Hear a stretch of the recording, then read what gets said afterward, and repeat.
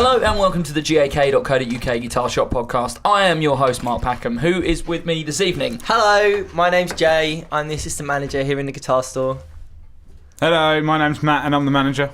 And I'm Joe and I'm here for bass-related things. We've had some technical difficulties getting things underway this evening, and we're against the clock. We've got limited SD card recording time. This is quite a good new dynamic, because normally Joe is the one with loads of time, and Matt is desperate to get back to London. And so Joe spends the first sort of 20 minutes just trying to mess it up and make sure everyone's life's really difficult. But now Joe has got a band practice straight after. So look, none of this is contributing to the podcast. If we could get on to the topic, that would be... Joe is a master of what I like to call pissing about. How is everyone, all right? Yeah, good. Good. Been playing Wonderful. plenty of guitar this week. Is the Gibson memory cable an April Fool's that I've just missed? Or No, is it real? it's not. It's a real product. Oh, it's Gibson. cool. Yeah, I'm in. it's a cable. Have you guys seen this? I've not. No, Matt started telling me about it. It's the only kind of new thing that I've seen this week. It's the Gibson memory cable. It's basically a guitar lead with a like hard disk recorder built in. So What? as you're playing, you can press a button on your cable and it records what you've played, so that you can then you can then go and plug it into your amp or whatever and listen back to it later. You can use it for reamping and you can... You can use it for reamping. Well, yeah, because it saves the clean I signal. suppose so. I What hadn't sort thought of about that. quality is the... well, is it's the powered save? by Tascam, so I'd imagine... I was going to Pretty say, good. because there was a Tascam unit, not the GT, not the CD trainer or the MP3 trainer, but they did something like that, which just sat in your chain and recorded everything. Yeah, I remember that. And you could I think it was a hard disk, but it wasn't particularly high quality. But I remember. There's been a few. I mean, the Line 6 Backtrack, The Backtrack also did was that a as similar well. sort That's of just thing, basically a recorder that just recorded a dry signal, and then you went and plugged that into your effects pedal, or you went and plugged it into your amp. Does that mean if you ran it as the cable in between your pedal board and your amp, Yes. it would take the... Yes. Neat, okay. Although you would then have to bend down to press the play button. The idea is that it's right next to your guitar, and you just hit play. What on it the also cable. means is you don't have to be plugged into an amp to record. Yeah. Which is quite cool. It is quite cool. Yeah. So I don't know how much they're going to be, but... No, we've got literally nothing on the website yet. No spec. No. I just saw it on the Facebook. Yeah, on Gibson's website they've got some stuff on there. So, yeah, that's about this week's news, I guess, isn't it? Gag news. Gag news. So, ideas for this podcast. I was a bit stumped and I had to throw this together in a very ramshackle fashion. And Joe put forward the idea of let's do a money not an object podcast. But you've made but money money an is- object. Well, that's what I was going to say. I think that is far too open. And also, Matt will probably talk for 2 hours about different delay pedals and if money We've was only no got object. an hour and a half. Exactly. I'm going to surprise you all. So, My dream. I have said No, I'm not. we're going to set the budget of $5,000, which is a lot of money to be spending on guitar stuff. Some people who shall go unnamed emailed me earlier and said that's not enough of a budget. That's not quite... I used much more splitteries than that. Expletives. Yeah, that's Yes. the word. Expliteries. So it's basically what we would buy if we had $5,000. Oh, yeah. This is essentially a high-end podcast. Yeah, it's a But high-end podcast. We've got a $5,000 limit, which means you can't buy high-end bass gear. Because You can. We've got to buy a full rig. Though, right? Let's get on to the. I was thinking about this. This is like the inherited, the inheritance. It's the rig. inheritance cast. It's the inheritance rig. It's someone that you love and who loves you has died, and they've left you $5,000, and That you've you can gone. only I'm spend on gonna guitar upgrade. I'm gonna upgrade all my gear. What are you spending that $5,000 on? That's what this is. I would have asked them for $1 more grand. It's the student loan cast. Yeah, Actually all that. what it is. Yeah. So, I think you need to include a full. You need to get everything. Yeah, I agree. You need to get cables and a tuner, Yeah. which, as once again, he shall remain unnamed. But someone in this room has disputed that should be included in his budget. Absolute rubbish. Do bass players need tuners? No, I don't give Packham went with that one for years. Yeah, I don't I use don't a give tuner. a tit about a tuner and a cable. Yeah, but you have I'm to. spending otherwise- $5,000 with GAC. You can give me a I'm cable. going to be on it. I'm I'm going to Very be honest good. though, if I had £5,000 to spend, I'd definitely get some real high-end cables. Yeah. Oh God, I've- high-end cables. I love high-end cables. I'm so into the put cables. I've put down a fairly expensive cable in mine. So let's kick it off. I vaguely know what Joe's is because he was remonstrating about the budget, but I've literally no idea what you guys are choosing. We were sort of So talking about it. Who wants to kick off? We were sort of talking about it earlier, and we were sort of looking at each other, going, "What's in yours?" No, I'm not telling you. Not telling you. What are you doing? Who wants to go first? Shall I go first? You or go should first. Yeah, you go first, mate. You know, start low and build up. Matty Knight's dream rig. So you need to firstly just I would say, let's say your final budget first. Have you worked that out? Yes, minus the cables, but I know I've got enough in there for the cables. Okay, If I buy some cheap ones. okay. Which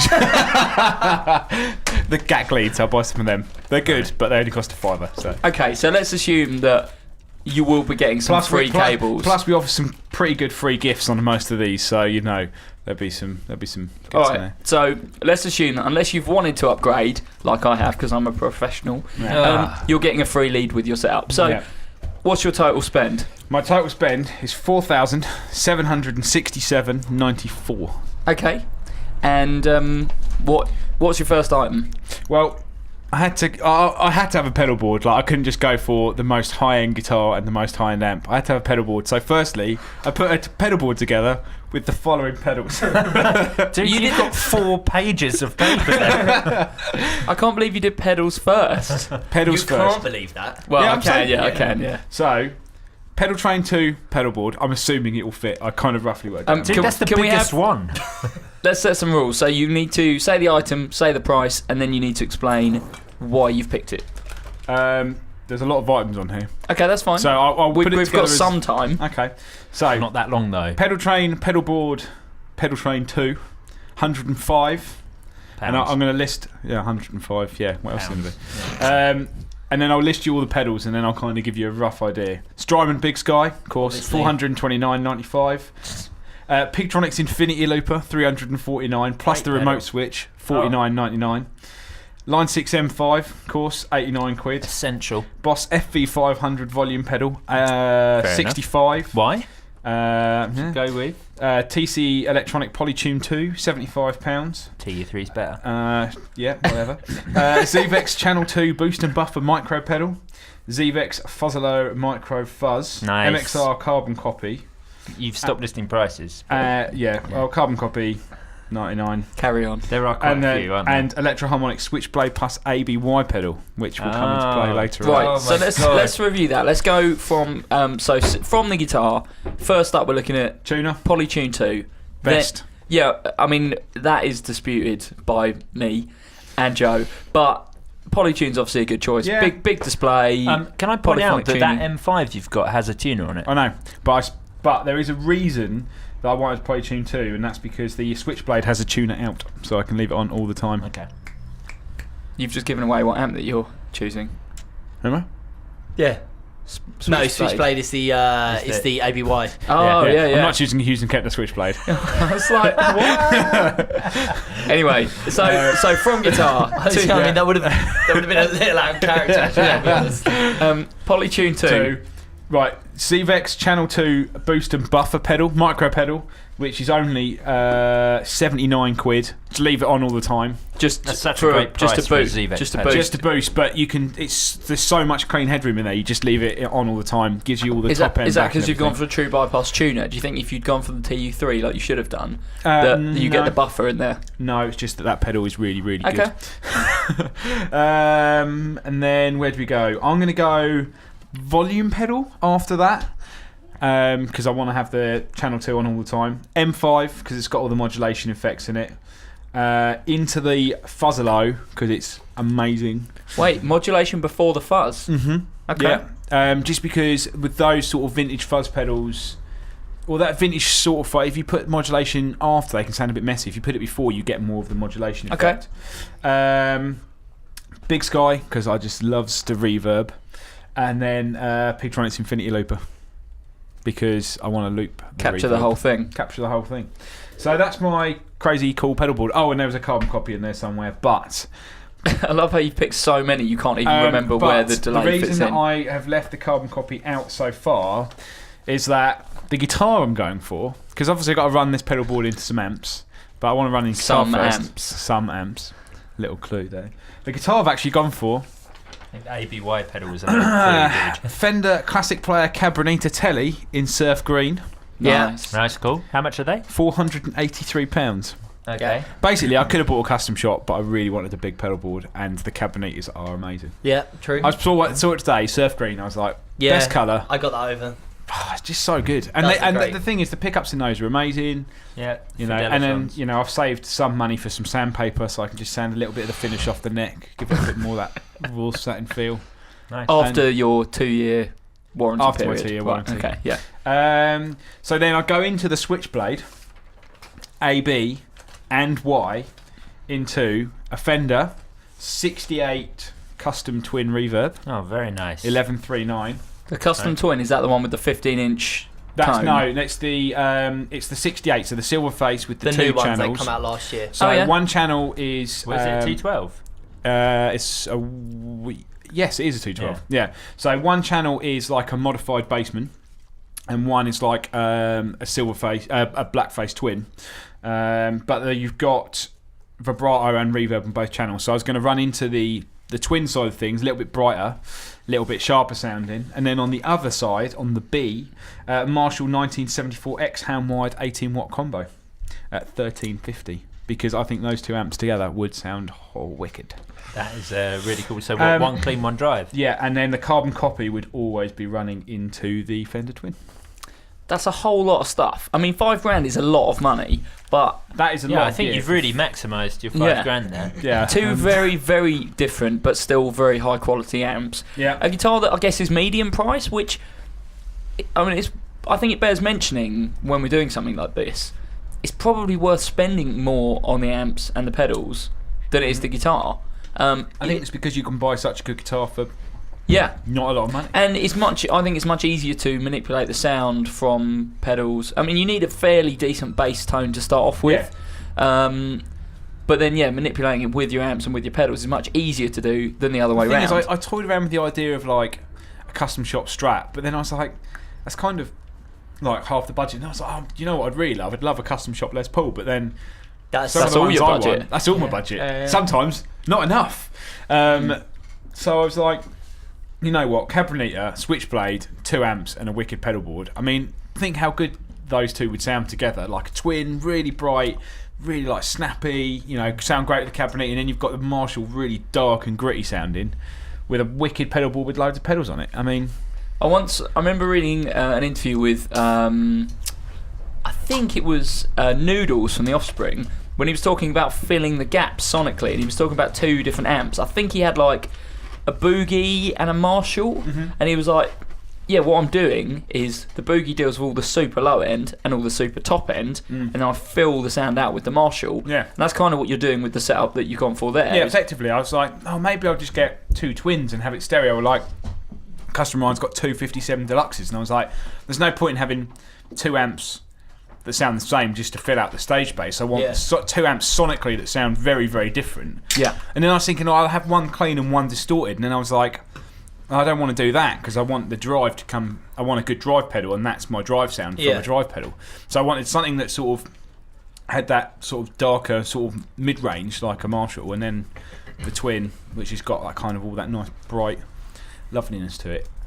That's a very, very impressive setup. And like I said, it is a lot of money, but it's a lot of stuff and a lot of different sounds. Yeah. And actually, both amps have got vibrato on as well. So if I really wanted to, which I didn't work in, I was going to work out a second. Because I thought about putting 3 switchblades. So I had one to go between the 2 amps, and then one for each amp, which then allowed me to change between the 2 channels. So one that would go between the Bassman and the twin side on the 68 twin, and one that would go between the clean and the vibrato side on the Marshall. But then I was like, that's just silly. I think you can only really work that kind of setup if you can MIDI control the switching, because to switch between a lot of the options there, you would need to hit at least 2 of the switches at once. You could do it with, I think, the Carl Martin Octa switch. Yeah, because I was gonna say. what you can do on that is where you've got effects loops, instead of going send and return, you go send into the input of the amp. So every time you switch on that loop, it's going into the amplifier. Okay, so you could have, so almost just like a master bypass. So in effect, because you've got 8 loops on there, Yeah. I could have 4 amps on. So 4 of the sends, 4 of the loops could go out into amp channels, and then you can obviously program them. And then I could have 4 pedals in 4 of the loops. Oh my god! Here's an idea for a Mind video. blown. Here's Let's an do idea. that. But that you wouldn't come on. How much I is probably your total wouldn't. budget? I probably wouldn't come How under much is your £5 total budget? How much you go up to? 4767. Oh no, you No, probably would, because I think the Octa Switch is about 200 quid. Yeah, so if I took away some. Oh, I actually missed out one thing, which brought me up to my total budget. I forgot. For just when I needed it for looping, Squier Vintage Modified Bass 6. I was going to yeah? have that on the side. Nice. Also, worth mentioning that the Cabernet doesn't come with a gig bag or R case. So I don't need it. Matt just rolls with a bin bag.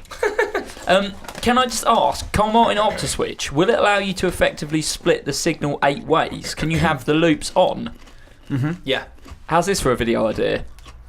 For a Carl Martin Octa Switch, we plug in 8 amps in the shop.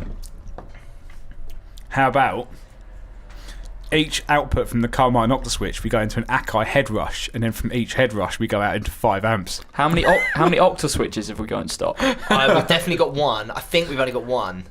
So hold on, that's 8 times. So we could run 45 amps. Perfect. Wait.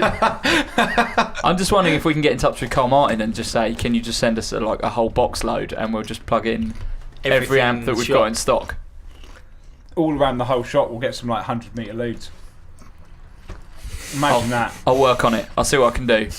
Jay Cross, Hello. let's talk about your dream rig. You've Okay. got £5,000 to spend from a dearly departed relative Okay. and or the student loans loan. company. Yeah. What are you spending it on? So my total came to £4,980. That's very close. And I actually had to do a couple of last minute revisions there because I didn't include the pedal board. Oh dear. So I know the surprise there that I've actually got some. I guess the surprise there I've got some pedals. But yeah, so the guitar I chose was probably my favourite guitar that we've had in the shop for the last couple of years, which we have sold, and I believe we've got another one on order. It was the Custom Shop the 59 Custom Shop Esquire Relic. Yeah, the best. Huge neck, proper no caster neck that have been sanded down. I mean, as we've spoken about in the past, relics aren't to everybody's taste. Totally understand it. You know, sometimes you want to buy, some people want to buy a brand new guitar and they want it to look brand new. They don't want it to look relics. Cool, I totally get it. Personally, I don't really mind too much what it looks like. It doesn't matter to me too much what the colour is. You know, I just want it to feel good. And the thing that was so good about that was just how nice the neck was. Yeah. That's the thing for me with the relics, is how well worn down the necks are and how just they just felt so smooth, really really good. Yeah. And that for me was what made that guitar. So yeah, that came in at $2,500, so that's a fair whack of the budget. That is a fair whack of the budget. Yeah, but it was probably the best guitar that I've played over the last couple of years. Yeah. It was absolutely lovely. It wasn't that heavy either, so just really ringy, really really wicked. The amps that I chose. What? Yeah, I similarly, like Matt Knight, chose a stereo. But you're playing a dangerous game. You've only got $2,500 left. Just wait. Okay. So, amp number 1, Fender Blues Junior. Fender Blues Junior, obviously. And You're ridiculous. so that's $465. Amp number 2, the Vox AC15 hand-wired 1X. Okay. So that is £1,149. It's The 2 amps or just the AC15? just the AC15. So the AC15. You're skirting dangerously towards the No. edge of the budget. You're going to be impressed with this. I'm telling you. Stop. You can't work You can't yourself look at my out a cheat deal, sheet. Jay. No, I'm not. No. This is all full whack. So obviously the Blues Junior, proper for your big ringy clean sounds. The AC15 hand-wired series is so good. Yeah. They're all point-to-point soldered, just like they were in the 60s. They come in a slightly bigger box, so you've got just a slightly bigger cabinet just to pump a bit more air through there. And the 1Xs were they use Alnico Blue, Celestion Alnico Blue speakers, so they just drive really, really nicely. They got that sort of mid-range punch, and they just sound so good. And we've spoken about this before. In an ideal world, I'd always have an AC15 and a Blues Junior. Just because I think for the stuff that I do, the 15 watts is totally going to suffice. Mm-hmm. And if you've got two, one on either side, one for your clean and one for your drive, or just probably in the way that I'd be doing it, probably just both running at the same time. Yeah. It would just sound so good. And those Alnico Blue speakers just sound so lovely. So those would be the two amps that I'll be going for there. And then I've got, I included all the prices of the cables and patch cables and stuff. But the pedals that I've been going for onto a Pedal Train 2 at 105 quid would be T3, obviously. Of course. Into a TC Electronic Mojo. Yep. Then into the Bigfoot King Fuzz. Yeah. For your more sort of raucous fuzz sounds. From there into a MXR carbon copy. From there into a, obviously, Boss RE20, the best pedal that anyone has ever produced. Ever. From there, I'd go into a Hall of Fame Mini. Now, most of the time, obviously, you'd just be relying on the reverb of the Blues Junior, but if you did, or the reverb in the RE20, but the RE20 would just be on all the time anyway. So that's, if you want a little bit extra reverb, then have the Hall of Fame Mini, and from that into the Switchblade, which would cut off into the 2 amps. The only thing that I wasn't sure is the Isn't other. the RE20 stereo? The RE20 is stereo, but it's not running. The Hall of Fame Mini isn't stereo, and that's what I've got at the end. I suppose you could swap them round and run from the. Yeah, because you've got reverb in the RE20. Or Yeah, but I would go to- stereo out and then just run the Hall of Fame just into 1 amp. I suppose I could run that just into the AC15. just into the AC15, and then have the 1-button foot switch to turn on and off the reverb on the Blues Junior. The other thing that I wasn't 100% certain on is I've also certain. I've also included a Surely be certain. Pigtronics Class A Boost, which of course would just be on all of the time. Would I just have that at the front? Just makes everything sound better. Yeah, have it. I would say after the tuner. After the tuner, just have it right at Yeah. the front. Yeah. Cool. Well, in that case, there we go. And then I've got 6 patch cables, custom shop patch cables. Excuse me. 3 Fender custom shop 10-foot cables. Yep. Because that's all you're really going to need if you're going into your pedals and then into the board. 4,980 quid. Bloody good job. £20, go I'm- and get yourself some pennies. Tell you what, after hearing your list, I'm amazed that despite spending half of your budget on the guitar, you still managed to get all that stuff. Yeah, Yeah, I mean, not that's bad. 2 wicked You've been amps. very And- economical with Yeah. them, but they are wicked. Yeah, I mean, economical amps. and it is. If someone came up to me and said, "Here's $5,000, go and spend it on the amps that you want." We've got the Boogies, we've got the custom shop Fender stuff. But for me, I just think those 2 amps are so good and they complement each other so well. Now, if you don't want to spend that full money, you kept the full over $1,000 on the hand-wired AC15 X1. 1X, sorry. You can buy the non-hand-wired versions, and they do sound absolutely brilliant. But if you've got the money, I think the thing is as well is it's like, if this was like, oh, here's $5,000, you've got to go and buy your dream guitar. I think that's different because you just go, well, I'll just buy the most I'll expensive just thing. buy a $5,000 guitar. I'll just buy a $5,000 guitar. Yeah. Pretty Yeah. much. You wouldn't go, I'm going to compare a classic Vibe Squire to a Mexican to American No. to a custom shop. You go, well, I'm going to go straight for the custom shop because Yeah. I've got $5,000 to spend. Because if you're thinking about a whole rig, you actually think, Well, that's I kind of don't it, isn't need it? to spend that sort of money because think of all the extra cool gear I can get and how much extra value you get out there. I mean, the fact that me and you both took 2 amps as well. Yeah. 2 amps and a full pedal board. Yep. And I've even got 2 guitars on there as well. I did think That's about it. maybe getting a But- bass but- 6. But you guys have gone for quantity. not Well, really. okay, you've gone for a full rig. Yeah. I'm going to say let's do yours last because I vaguely know what it is and I think it's the most surprising out of the lot of these. I Even- have like a second one though that I'll do quickly. Okay, as well, let's- But yeah, let's do you first. So let's by all means. do me. My Let's do you. my budget. In the bum. I Are you doing bass or guitar? I assume you're doing bass. bass. Okay. Yeah. I didn't read the show notes. Sorry. I spent far too little money because I couldn't find anything else I can't believe that I needed. What? It's You 'cause set you've a £5 grand budget it's and you because- haven't hit it. It's because you basically have got your dream rig. Yeah. No, Which doesn't even it's include because an he amp has anymore. really low standards. It's different. It's not. It's not. The way that I approach mine is, if someone said to me, right, here's some, you've just got a deal.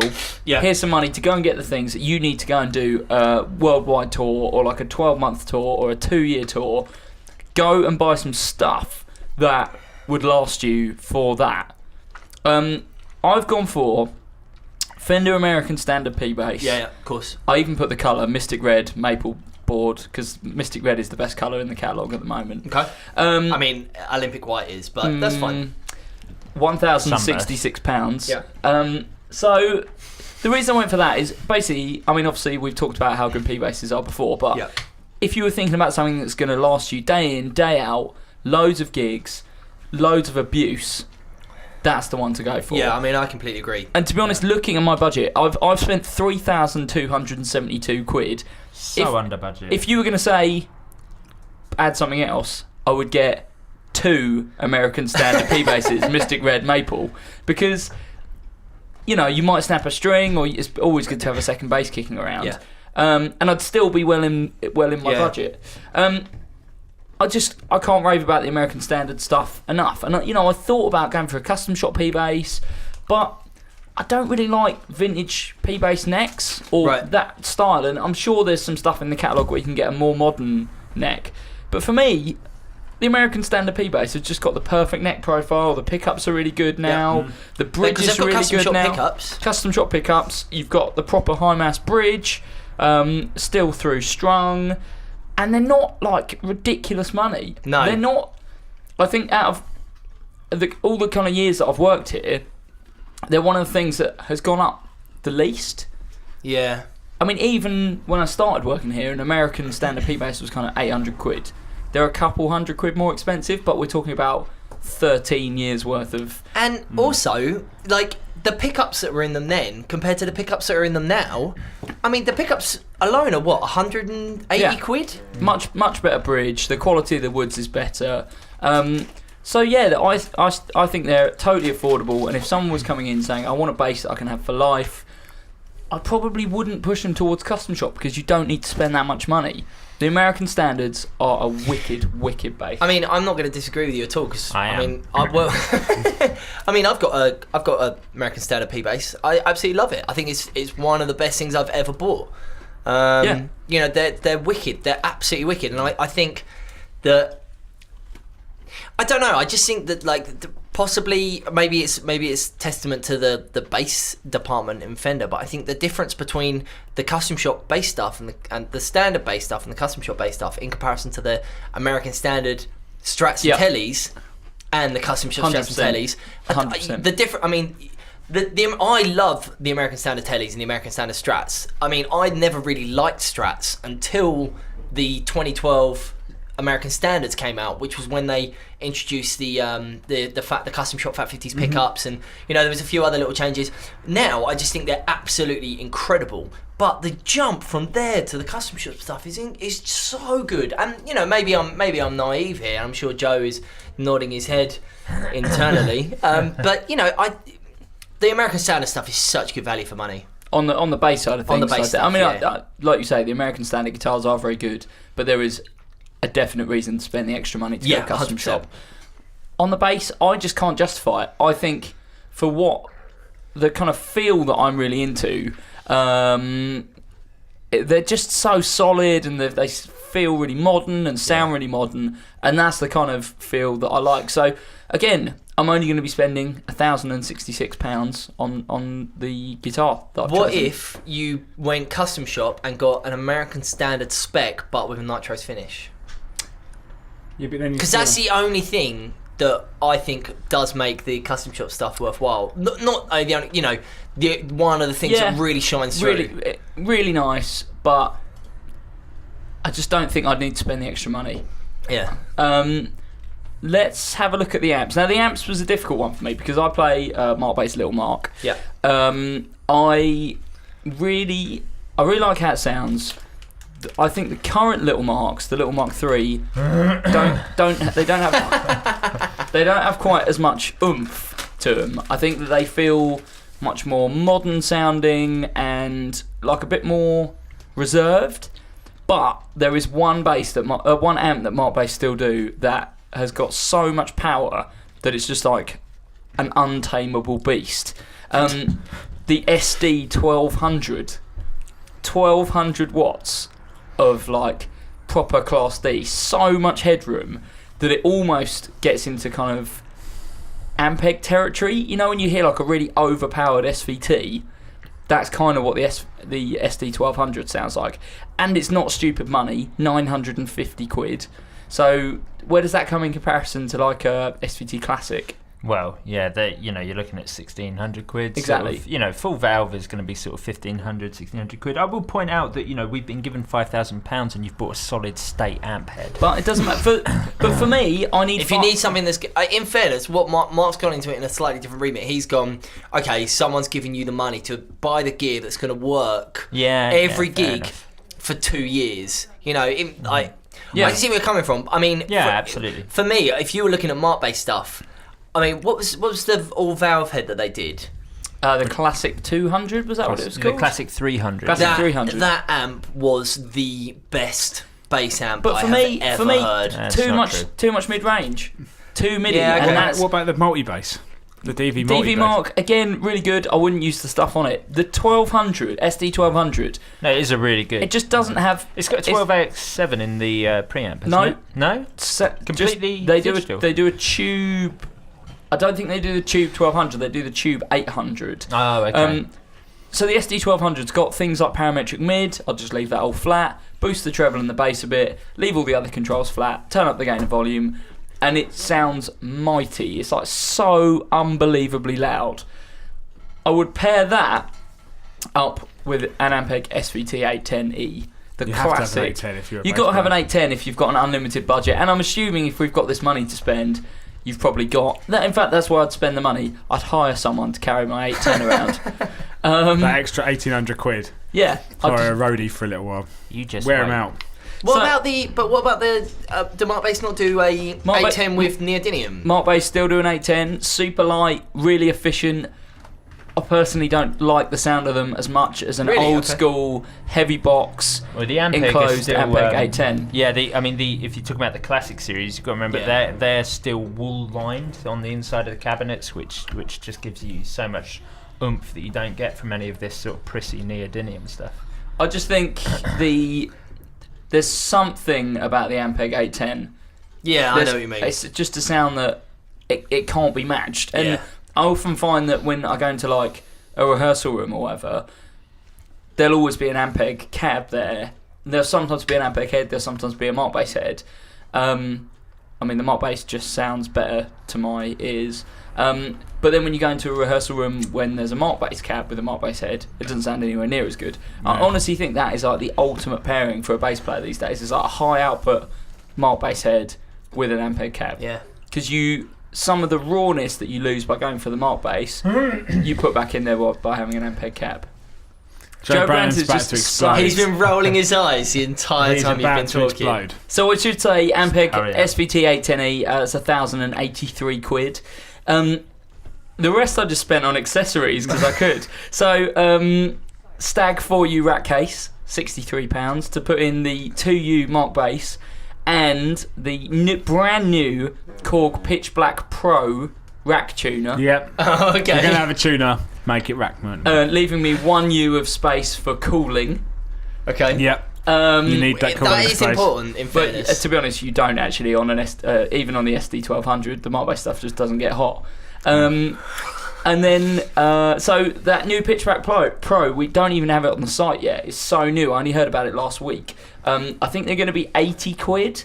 Cool. And it's Korg always used to do the DTR series, Yeah. which they discontinued a few years ago. They're just getting back into doing rack mount tuners, and it looks super cool. It is literally pitch black with a green LED going across. I sort of really want a rack mountable tuner, but I don't really need one. But don't need one. sort of You want don't one. need Thing is, for a bass player who doesn't use any other pedals, it actually works out much better for me to have that back with the amp and I don't have anything on I the think floor I'll in tell you front what, of me. with a spare bit of money, what you should do is pay me to put together a pedal board that you might not necessarily use, but it'd be really cool. That doesn't make any sense. You used to have? You used to have one of the Korg DTRs, didn't you? At one time, In fact, I know that you had one because I used it for. Didn't at one ages. point you have like your head rack mounted with a tuner Yeah. and a wireless system? So at one point, this was in about 2005.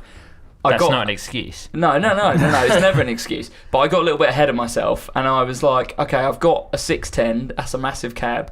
I can't just have a little Mark head sitting on top of it. So I bought a fully aluminium Stag flight case that weighed pretty much as the Mark Base 610. And I put the little Mark in it and a rack tuner and a really, really expensive wireless system that broke within a week, I think.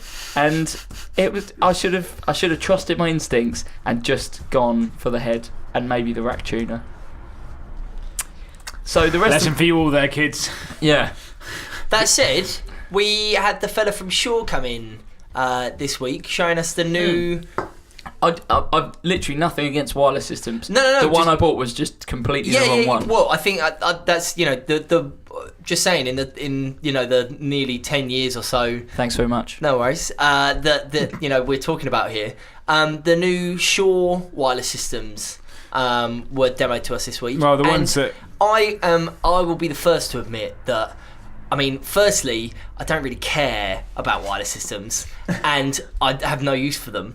Actually, after being demoed them, these new ones look proper wicked. Was it the really good? Was it the GLXD 16, which It was. is the tuner? the Yeah. ones that me and Mark talked about 3 months ago. Yes. Yeah. But like, even then, Just I shows remember. how much Jay's paying No, attention. not the slightest. No. No, I just remember just being like, I don't care about this sort of stuff. Just turn something up. Like, it sounds good.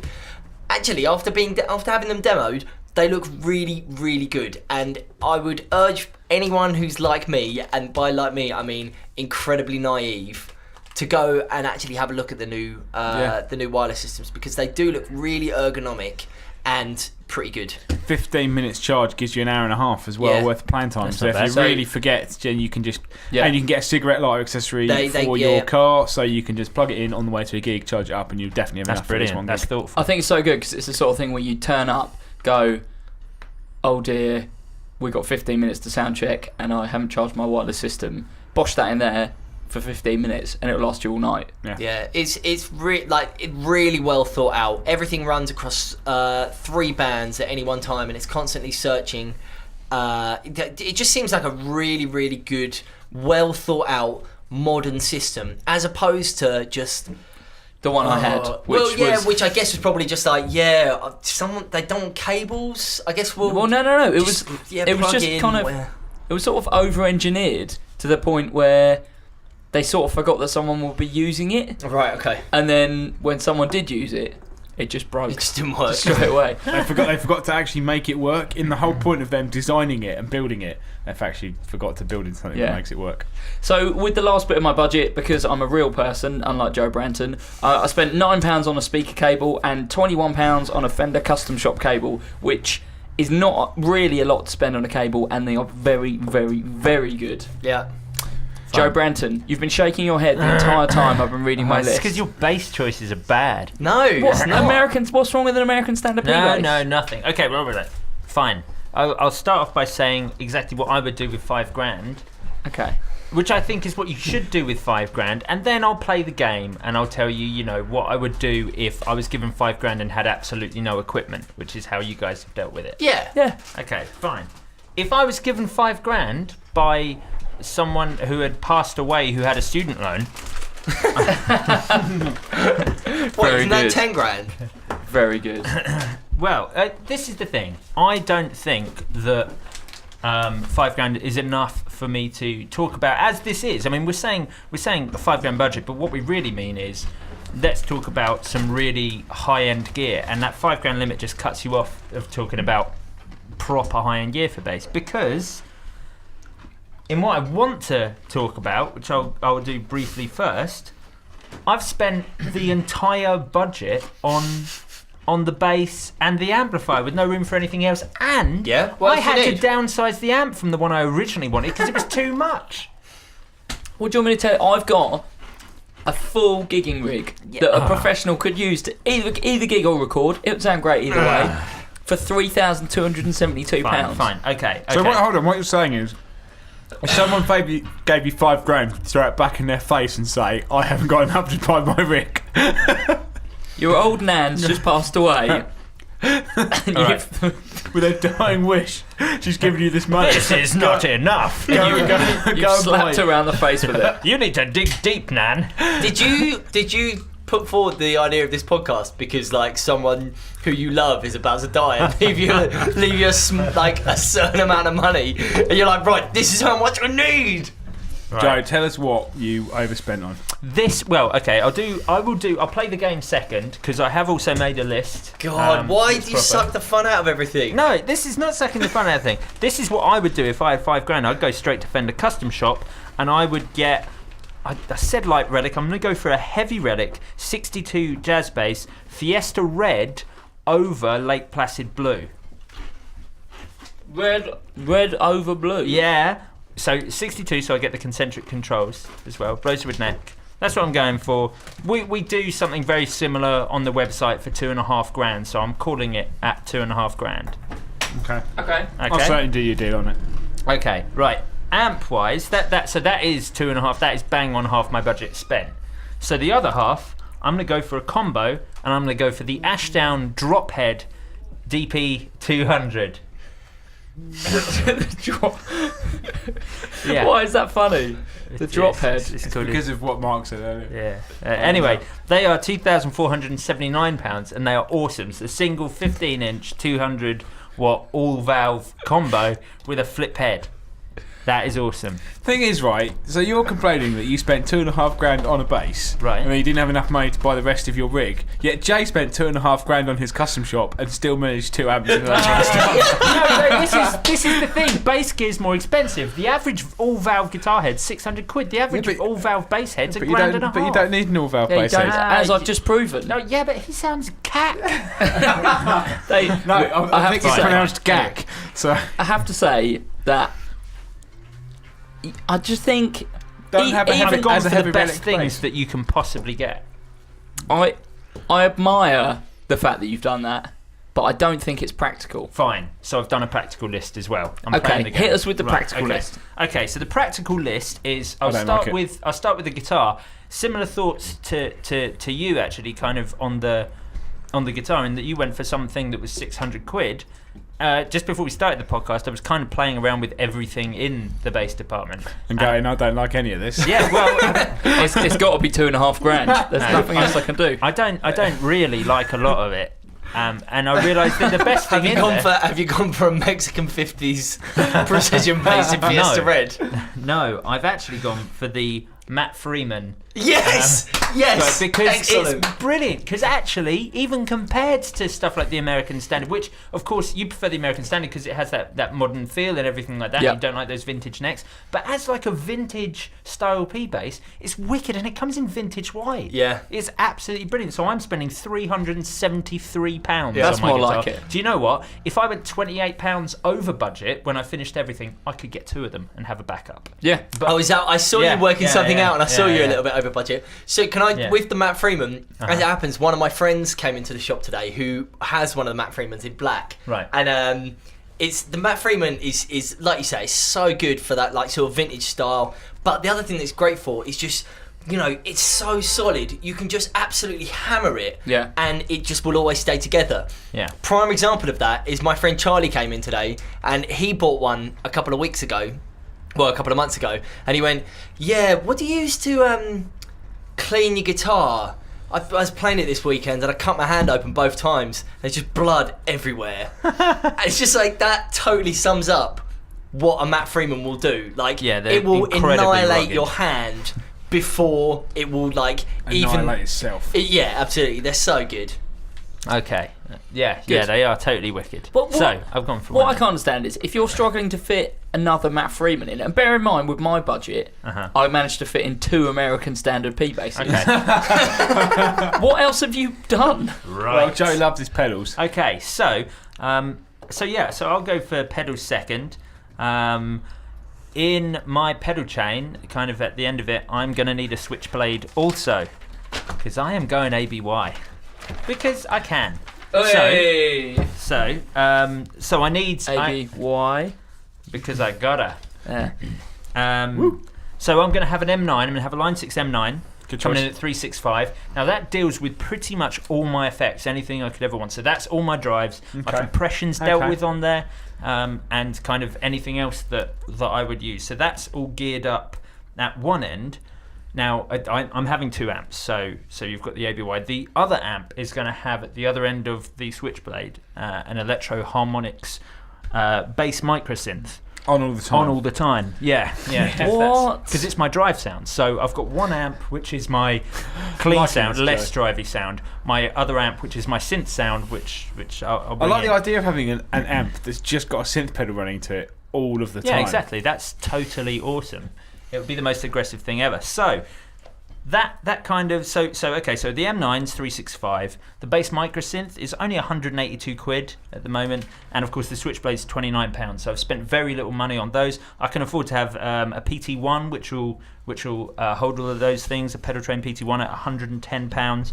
I've only spent £373 on the bass, so we're kind of mint going into amps. So what I've gone for is 2 Hartke Kilos and 2 High Drive 810s. Coming in at $799 a head and $999 a cab. So you've spent $4,000 Sounding like Billy Sheehan. on Yes, yes, I have.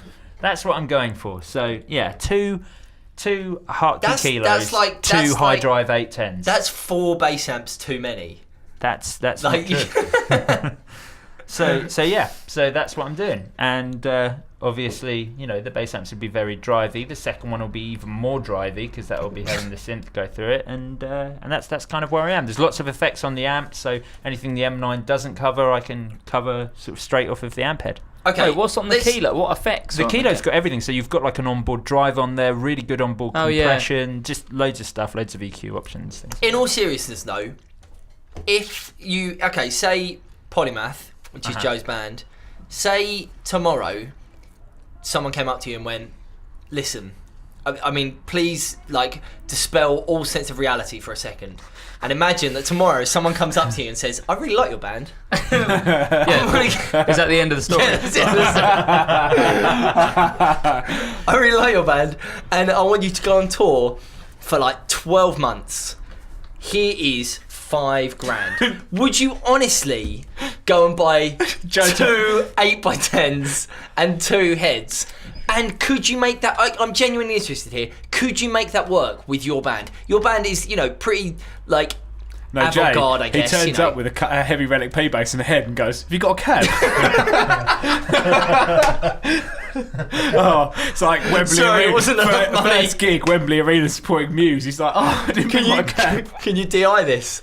No, but in all seriousness, could you make that? I know you've said it kind of as a joke, but could you make that work? Yeah, And- that would be a totally two 810s would be brilliant. Of course, if I was going on tour and it was a tour where I'm not going to have roadies, obviously Yeah. 2 810s is going to be surplus okay. to requirement. But I would certainly consider doing that with 2 410s. I mean, having 2 amps would be one of the first things I would consider with an infinite budget. Something I've considered even on a limited budget, like doing it by buying 2 of the Orange Tiny Terror bass combos. Yeah. At sort of 800 quid a pop, and having one as a drive single. The problem with bass is, because I run a lot of effects, and the problem is when you start to add up more effects, if you've got a guitar on top of you, you actually start disappearing a bit in the mix. So having one amp that is running your clean signal Right, okay. alongside all of your drive sounds is kind of quite essential. Certainly when we're recording, and I do a lot of stuff on a microsynth where I have that on,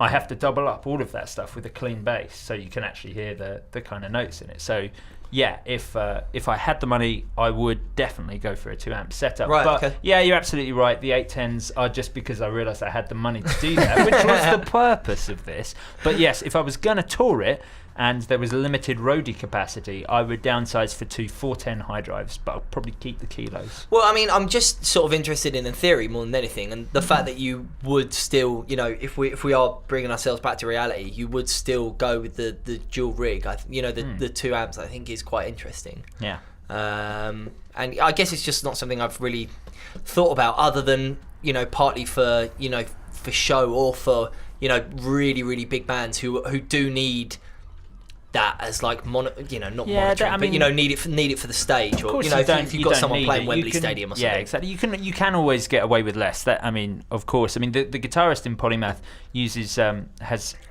uses a 610. He has a 612. He has a 412 orange cab and a 212 on top of that. And is he running them series? I'm not entirely sure. A Rocker 30. Yeah, so you've just got 2 separate. So he's running in parallel. Yeah. Yeah. Okay. Yeah, so that's quite a lot to compete with. So I'm always thinking of ways to, and we're a loud band live. So so having a bass rig that's bigger than most is kind of top on my list. Yeah. Okay. Cool. Which is ironic because you've got a really small bass rig. I do actually at the moment. Yeah. Well, Steinberger and a Sounds amp. Yeah. Really small, like literally small bass. I have a Terra bass head and 2 15-inch cabs. It's not that small. Good rig though. Yeah. Yeah. Well, there we go. That's what we do with $5,000 from our old nan or whoever. Why has our nan gone to university? Remind me of that again. Let's to study business. Obviously not a good start. So she gave $5,000 away to you, and you didn't spend it very well either. How to invest wisely. She's actually doing hip hop as a martial art classes. Should we do some questions? Yeah. We've got lots of questions this week. Thanks for writing in. If you want to contribute to the podcast, podcast@gak.co.uk. We're willing to take questions on almost anything. Guitar questions, dating advice. I'm good at that. Jay Jay is the dating master. Or if you just want to, like a few weeks ago, that guy just wrote in and said that Strats were rubbish and anyone who played them was an awful person. Feel free to do that too. Quite into the trash beef. talking. I like the beef. Trash talking. Yeah. We get quite a lot of trash talk about me. Yeah. Which we just can't. Most of that we talk just about. cut out. So if you want to abuse Jay, podcast@gak.co.uk. First up, Dean via email says, massive podcast fan and heard you recently moved to a CS3. I'm using my CS3 on bass and find it stupidly noisy, but all the better alternatives people suggest, Mark Bass, Empress, etc., are far too expensive. Any tips? Yes, so it's you that's moved to a CS3. Yeah, he messaged me. Yeah. But yes, well, I actually sent Dean back a message, kind of giving him some advice on sort of what to try. But I'll repeat that here for anyone who's struggling with a CS3. But I think we should also make some alternative suggestions if he's finding that it's just not for him. The CS3. I mean, saying that it's noisy. The CS3, I suppose, it's not the most transparent of compressors, so it might be that. I mean, one thing I think people make the mistake of with using compression on bass, especially when they're using something like the CS3, which is predominantly designed for guitar, it just happens to work pretty well on a bass guitar as well, is the sustain control. A lot of people that I talk to about this seem to be they suffer from the 12 o'clock syndrome thing, where they feel that everything should be on 12 o'clock or more, and anything less than that, is in some way taking away, and people seem to be afraid of that. Whereas the sustain on a compressor for bass, if you want to keep some natural sound in there, needs to be right down. I have it kind of on like 9 o'clock. And that's it. That's why I'd go for a Philosopher's Tone. Yes, absolutely. I mean, parallel compression, the fact that you can run your clean signal and your compression signal at the same time, I think I'd imagine for bass just means that you can get all the sustain, you can get that kind of clicky attack, but it's not going to sit right at the forefront of your signal. It's going to sit in the background a little bit more. Yeah. So absolutely if you agree. don't like the CS3, that's what I'd Well, say. exactly, and that would be my suggestion as well. I think we've talked about it enough on the podcast, for people to know, I guess, that we think that the Philosopher's Tone is, especially me, think the Philosopher's Tone is a great pedal, especially after Billy Sheehan demoed it for Pigtronics on their channel. Into his I've never You heard wouldn't of know him. Yeah. So I guess what we're saying is the CS3 is a decent pedal. You just need to be a bit careful with the sustain. But if you're thinking about upgrading, I mean, what sort of money is a Philosopher's Tone coming in at? 129, I think. Yeah. So a bit more. Nowhere near as much as something like the Mark Bass or the more boutique-y stuff, but still handmade in the States, as with all Pigtronics. Yeah.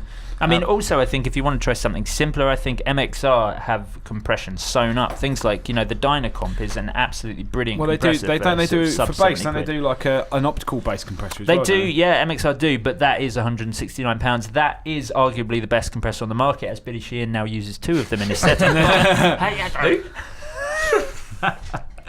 But the Dynacomp itself, the basic MXR compressor, is very good. The only thing I think it lacks is an attack control, which I would always want, so you can go for the Super Comp by MXR as well. I tend to think these days Dynacomp sounds quite a bit different to how they used to. Yeah. I don't think they're quite as rich. I think the Super Comp is the pedal to go for. Yeah.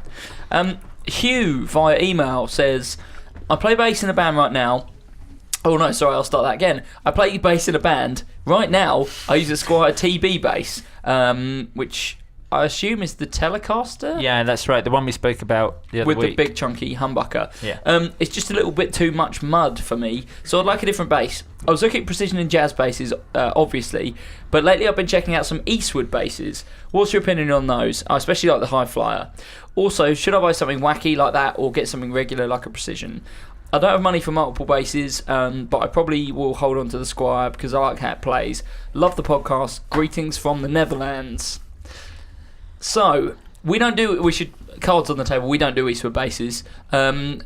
They do like retro-y, reissue-y things at a fairly low cost. The closest we come to it is Italia. Yeah, we do the Italia stuff. Yeah. I mean, I'm going to say straight away, Matt Freeman. It's just so obvious, We're isn't getting it? a bit like a broken record here, but yeah, certainly if you don't have a lot of money to spend, and you're looking for something that's going to be like a workhorse bass, it's the best thing on the market. Yeah, I mean, yeah. certainly if he's coming from this end, maybe if he'd said that he had an Ibanez SR and he was looking for something else, I wouldn't be pointing him towards the Matt Freeman. So it's not to say it's the only thing on the market, but certainly if you're looking at classic sounding passive basses, then yeah, the Matt Freeman is What about- holding or all the the cards. or the Vin Mod 70s Jazz. Yeah. If you want the if you want something if you want slightly the jazz, different, the jazz, they are ludicrously cheap. I mean, the Matt Yeah, Freeman yeah. is the most expensive Squier in the catalogue at Yeah, it is, 373 quid. Yeah. But you can pick up a Vint Mod for like £250. I think I think there might be a little remarkable. more than that. The Oh, really? the 70s one I think was 280. I think. Oh, Possibly. okay, maybe I I'm could be wrong. wrong now. Again, if we're talking about limited budget, basically the 3 basses there that we're talking about, the Tele bass that he's already got, Yeah. the Matt Freeman, Yeah. and that 70s jazz, Yeah. you could get all of those for under £1,000, and Yeah. that would kind of be every bass that you'd ever need. Yeah. Yeah, Well, absolutely. unless you were looking for something active. Well, yeah, that's Yeah. true, but I mean, if we're talking about like the classics, Yeah. like the Tele bass covers all your real like mud chunk, like 60s and 70s, even it kind of Gibson-y sounding. That's what it was bought out to kind of compete with. And then a P bass and a jazz that are super high quality for no money at all. Yeah, You absolutely. don't really need anything wacky. Wacky basses tend to sound something a bit- actually that's a bit of an oddball to throw in there, just because it's new. And I only saw it this week from ESP. They've kind of I know they've tried it a bit with sort of precision basses before, and they've actually got a few sort of signature models that are really high end Japanese build PJ sort of style things, which are great. But they've kind of tried to make a bit of a mix of everything that they do from both sides, like vintagey and modern, and they've introduced what they're calling the BB series of basses. Wow. Ripping off Yamaha there, but they've introduced the BB. Allegedly. Yeah. They've introduced the BB4, which is through neck, solid order bass that comes with Seymour Duncan pickups, the quarter pounder precision bass in the neck, and jazz bass in the bridge, a sort of high mass bridge on there. and comes in a sort of solid How much money? wood finish, $620. So Okay. I mean, it's not expensive. I don't know exactly what this dude's budget is, but I mean, I think $620 for all those features for through neck, high-end Seymour Duncan pickups, natural wood finish. I mean, it even has like a thumb rest on there in the correct position next to the P-Bass pickup. Wouldn't that get in your way when you're with your pick? I literally hate you. Let's do another question. Right, so this is quite a long-winded question, and I think the answer is going to be way more simple than it seems. So Philip wrote in, he sent us an email. He said, can you recommend a guitar, amp and pedal combo that can produce the twangy guitar sound on Night of the Vampires by the Moontrekkers? Maximum spend, £2,000. Jay, I already have a Blues Junior. Phil also says, thanks for doing the podcast, they're superb. He also says, here's some of the stuff I already have, in case it's just a pedal edition that I require.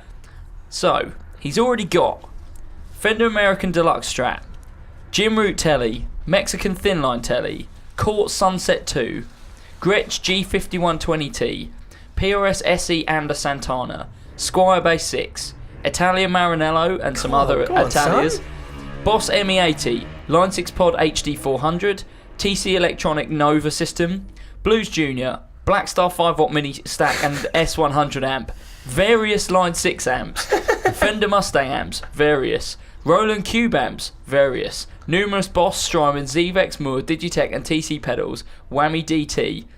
Not overly impressed with Jay's Mojo. I would say one thing I did notice in that list is where are your electroharmonic switchblades, and I hope you're running everything at the same Hang on, time. Philip has cussed me twice in one email. Philip, unprecedented. I can only salute you for the amount of J Cross bashing in your email. If we can get more of that on the emails every week, that'd be happy. J Cross bash. Wait. Bash, I die. Yeah. So, does Philip need any more gear to put? I mean, we listened to the track earlier. Quite simply, yes. So, for those who don't know, Moontrekkers, and in particular, Night of the Vampires by the Moontrekkers, I guess it's like a sort of psychobilly. It's not as fast as that, is it? No. It's very, very dark. It's kind like, of. it's rockabilly, but with some sort of psychedelic. And things dark, going on. but like very dark sounding as well, is what I'd say. Sounds good. I mean, when we listened to it, I mean, the sort of the two main features that jumped out at us immediately were the Bigsby. That's almost. I mean, it sounded definitely like a Bigsby to me. I mean, but Philip's got a Gretsch G5420T. Brilliant. Yeah. I mean, the perfect guitar for that. Without jumping. I mean, I guess you could just be like, well, I mean, if you've got $2,000 to spend, get one of the Japanese ones. But I mean, can you get a Japanese Gretsch for $2,000? I don't think you now? can No, actually. no. Can you? No. But I mean, You could get half of one. you could buy half. You could buy half of one. Yeah, but those considering all the gear that he's already got, Yeah. I would say that's the obvious thing to me. If you can go slightly more than $2,000, Yeah. if that's the music you're into, get a Japanese built because the Gretsch. Japanese built Gretches are unbelievable. Yeah. Like the Electromatics. I mean, I've said before, I had one of the Electromatics for a long time, and I thought it was absolutely excellent. Really, really cool guitar.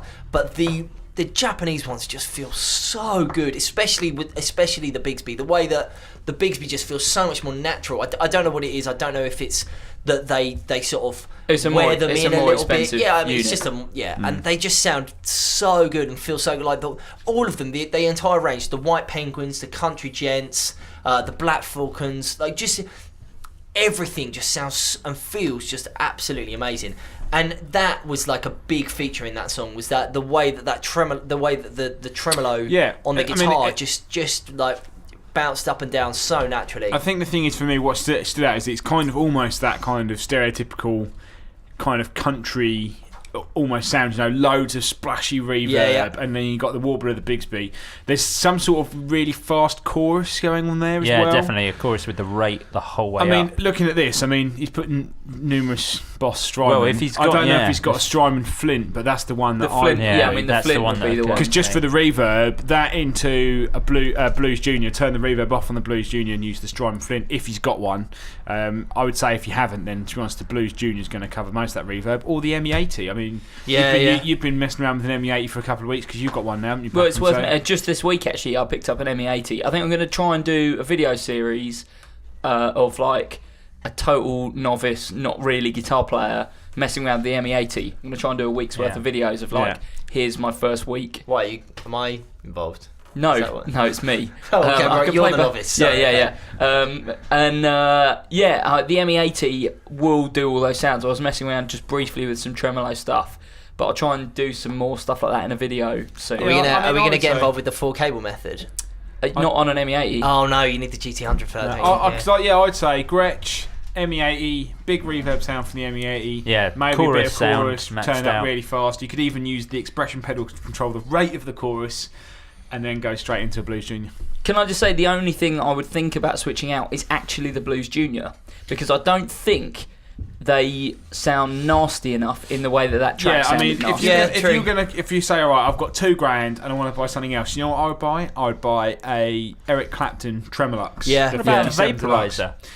Yeah. Vaporizer won't do that. It won't do it. No. I think actually too shrill. It doesn't sound as. I think actually you for what that sounded like, it needed to be. It needed to be the deluxe. It needed to be I think probably the 10-inch speaker. Tremolux. Something with just like the reverb turned all the way up on there. Yeah. And what you want to be doing. There's no reverb on the Tremolux, but there is a nice trim. Oh, okay. Yeah. Well. And then use the reverb from. In that case, maybe even going for something with the reverb built in, because one of the things I really like about the big reverb, the big spring amps, especially when you're trying to get that really dark, washy, splashy sound, is you play it and then you sort of go over and you just like hit the amp, wiggle the amp back and forward to like really like set the spring vibrating. What I would do, because I'd actually go down the Setzer route and kind of a similar setup. I'd have the Tremolux or the Tremoverb. I can't remember what it is. I think it is Tremolux, isn't it? And then a Boss RE20 for the reverb. We'd take the delay off, just the reverb, and because you've got the input volume, the preamp volume on that, you can crank that all the way up and get it drive the front end sounding. Can I say my nomination for the thing that you'd want to swap out or maybe pick up? 68 Deluxe.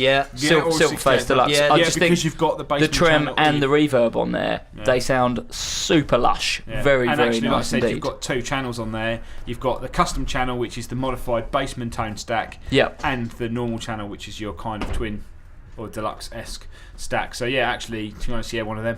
So Philip, I hope that answers some questions. Basically, if you want to swap out the guitar, think about a more expensive Gretsch. If you want to switch out the amp, maybe think about 65 or like the Eric Clapton stuff. And if you want to go pedals, Strymon Flint, I guess, is the obvious one. Not too much money. It's kind of instant, like rockabilly in a box, isn't it? And that kind of, you use it for more the kind of like Twin Peaksy soundscapes. Yeah.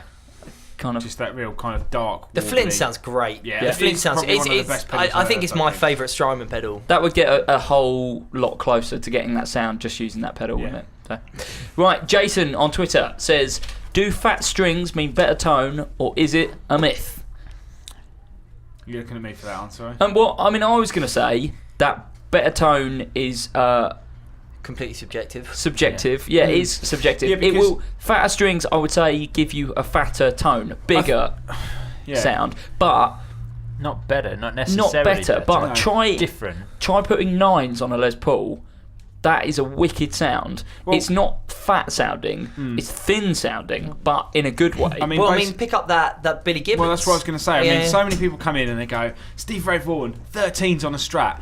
if you ever put more than 11s on a Strat, in fact, sometimes more than 10s, they sound so boomy and so bottom-endy that you just don't get any of that Strat It doesn't sound like a Strat. No. And actually, when I picked up the Billy Gibbons, and I instantly felt, I was like, oh, they've put 8s on this because that's what he uses. And I remember reading an interview and telling people, go, yeah, he must use 11s because, you know, you want a thicker Les Paul sound. He's got 8s on there and it actually plays really nice and it sounds bright, it sounds sharp, it cuts through a little bit more. I just think, you know, you don't necessarily need that. I mean, I probably use 11s on hardtail guitars because they're hardtail and the scale length is different on Gibsons. They feel a little looser. They feel like 10s. And then, you know, using balanced tension 10s on a Strat almost feels like using 9s, but with that kind of slightly fatter sound. I also think it kind of depends on what it is that you're doing. I mean, it depends what you're going for. Yeah, I mean, it completely depends what you're going for. I mean, I've always used the heaviest strings I can sort of get away with for what I'm doing. But, you know, I'm doing a lot of stuff with very trebly amps. And so I like the fact that, and a pick, yeah. But like, you know, on my telly, I've got 11 to 49s, and I just think they sound great because, they feel like big and boomy, but it's going into a Fender amp, which is quite trebly. So, you know, that sort of compensates and it ends up, you know, with that sort of more well-rounded sound anyway. So, you know, it does completely depend. I mean, my advice does tend to be, use the heaviest strings you think you can get away with. I mean, it's, you know, I don't think it's not just the sound that feel is playing a massive part in this as well. Of course, sort of what you like in that sense. Like for example, Omar Rodriguez Lopez from the Mars Volta uses 13 to 56 flat wounds on his short scale guitar, and he said it's because he likes it to feel like he's wrestling with the guitar to play. So, and you know, it depends what sort of. But then again, you know, sometimes you don't necessarily like thin strings don't make a guitar feel easier to play. You know, so I think it's just about kind of. I mean, for me personally, I would never put more. Certainly, never more than 11s on a Strat. I would kind of. The other thing, but we're all talking from the perspective of people who play in standard tuning. Yeah. You know, if you're playing in a drop tuning, you know, you kind of need to have the heaviest strings in order to compensate. You know, that some guys came in yesterday who are playing in. They've got the guy had a Les Paul and he was playing in drop A. You know, try keeping a set of try keeping some regular slinkies in tune if you're in drop A. You know, just it won't happen at all. I was talking to actually the bass player and a guy who used to work here called Sparky. His bass player plays a 5-string Stingray, and the low B is tuned to another E. Right, so it's E. Wow. E. Yeah, so I remember we set it up. So he has the 4 strings tuned normally. Yeah, and then the lowest one is also an E. But it's just a drone note. It's but just an a drone octave note. down from. Yeah, an octave down. Yeah. Whoa. Yeah. What gauge strings do you use? I can't. It was something ridiculous that he bought Like in, a like some sort of- 135 or something. Yeah, I think it might be more than A that. Gibson 135. Yeah, he uses a whole 135. Uses an entire Gibson That's 135. The That's ridiculous. the guitarist in my band uses drop Bs just on his low E string. So he plays a set of 9s for the rest of the guitar, and then has a 56. Oh, really? for That's the low interesting. B. That's Yeah. cool. So if anybody out there needs What's he to tuned bulk to? buy some 42 strings, Yeah. then get in touch with Polymath. So what he tunes B, Yeah, A, D, G, Yeah, B, that's E. right, yeah, That's yeah. awesome. but it's upside down as well because he's left-handed, but he strings upside down. That is also awesome. You were talking about it. The guitarist in Torch plays with everything tuned down a whole step. But with the low, does he tune the A down to a G? Yeah, is that they what call it is? what they, what We're they, using up a whole podcast of awesome alternate tunings. Yeah. They tune A, D, G, B, E. Yeah, but generally, but yeah, the low A is the octave lower, so it's and like, it's just a sort of drone note. what they call drop Z tuning, don't they? That's what they nicknamed it. 'Cause Really? it's just- Okay. Because you can't hear the pitch of that bottom string. It's just, yeah, but if you ever see Torch live, the brown note. You don't need it. You don't need it. They've hit the brown note. Yeah. One last question from Ian on Twitter, and I kind of want to do this as a separate podcast. And Ian, I hope that's okay. Let me just say the question. You don't have much longer on the SD card, do you? No, we've still got 19 minutes. I don't. But I'd rather talk about this in detail. So Ian on Twitter says, can you explain the differences in American and British sounding amps/valves? That is a brilliant question. It is, and I think we should Great maybe do that question. next week. Yeah. Oh, actually, maybe not. Maybe an acoustic special next week, but maybe the week after we'll do this. In the next 2 weeks, we'll do this question, Ian, because I think there's a lot to talk about, and we've not really talked about this before. Why don't we do like an amp wars? 2 of us pick British amps and 2 of us pick American amps, I mean, and then we go at war. Yeah. Who's Okay. going? Who's going? Oh, let's pick sides now. I will go American. Yeah, I mean, I'm gonna go Oh, American. would you do? I'm Oh, gonna I go would British. have gone British anyway. Yeah, so right. yeah, Good. sweet. Okay, fine. nice. In the next 2 weeks, we're going to have a face-off. Oh yeah. Nicolas Cage, John Travolta-esque. The face-off. transatlantic Sort of amp war. more Wait, like Mesa Boogie Transatlantic. That's why it's called more transatlantic. Hugh Grant Yeah, I know, versus that Bruce was- Willis. Yeah. I was Mercury Bruce. Merc. Well, no, we're Hugh Grant. 'cause Oh. we're British. Wait, he Okay. wasn't in Face Off. No, but imagine if he was. Wow. That's deep. Whoa. If you want to contribute to the podcast and name your favourite British and American action stars from the 70s and 80s, 80s and 90s, do email in podcast@gak.co.uk. You can also get you can also get in touch on Twitter @GAK_co_UK or on Facebook, facebook.com/GAK Music. Or if you want to hear more of this rambling nonsense, you can get in touch with me on Twitter @Mark_random. This week, I want to hear what you want to know about the Boss ME80 as I'm working my way through it. And I also want to know what people are doing with Novation launch pads. Oh, interesting. I've got another idea for a little video series Ugh. that we're going to try a Novation Launchpad. Jay Cross, where can people find you? You can shoot me an email direct at j.cross@gak.co.uk, or you can talk to me on Twitter at jbm1. JAYBN. JAYBM1. And today I have just realised that me and Matt Knight are wearing the same T-shirt. No. Oh. So it's Fashion faux No, pas. because we're not wearing the same no. jeans. There was a My period. jeans There are was a far period skinnier. last summer where me and myself and Simon Love, who's one of the guys who works in our Pro Audio store, came in wearing exactly the same clothes, and it happened about 5 times in a like a 2-month period.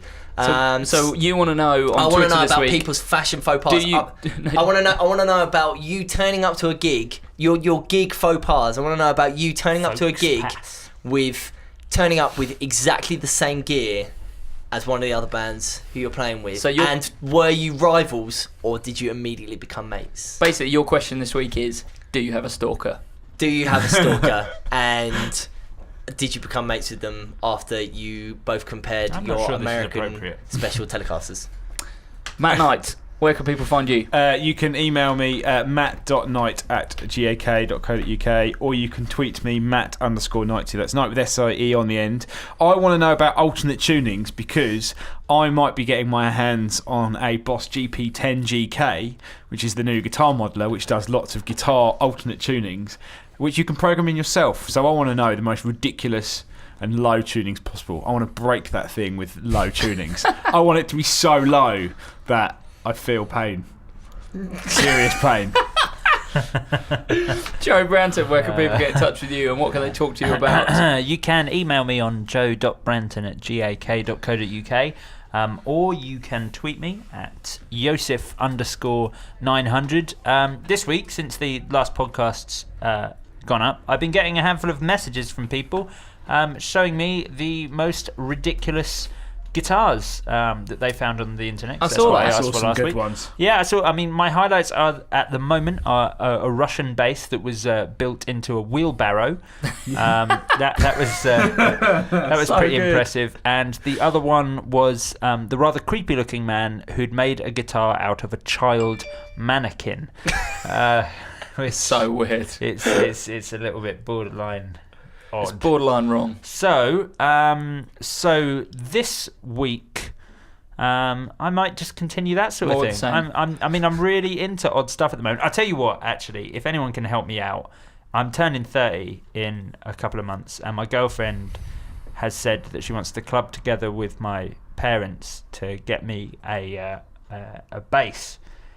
I don't know what to get. So Matt Freeman. Yeah, we've literally. I know, were you I not know, listening I to know. the podcast? I know, We've just spoken about it. Look, I know it's going to be the Matt Freeman. I just don't like knowing. You know, I want to see if there are any others out there. You're not sure about vintage white or black? Is that No, what it it's is? obviously going to be a vintage white Matt course it's gonna Freeman, be but vintage you know, white. I could be swayed. Okay. Well, thanks very much for listening this week. Like I said, if you want to get in touch, best bet is podcast@gak.co.uk. Thanks very much. Cheers. Thank you. Farewell. Bye. Bye.